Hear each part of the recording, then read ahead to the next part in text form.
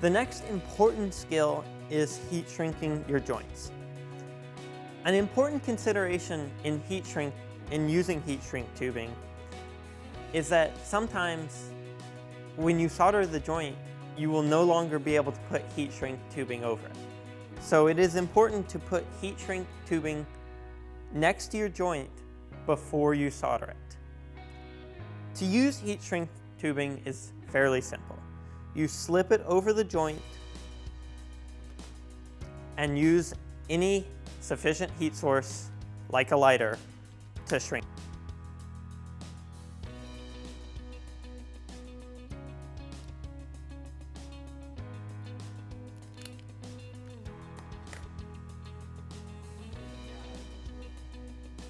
Okay, yeah.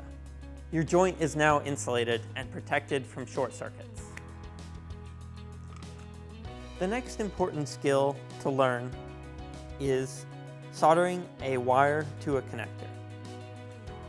First, you tin the connector by adding solder.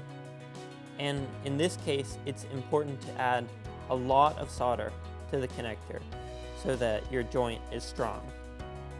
Then you can use 2 helping hands and your soldering iron to force your pre-tinned wire into the joint. This has been Nicholas Hawes with Newton's Attic and a quick primer on soldering. These skills will get you started on your journey, but to become competent, practice is your best friend.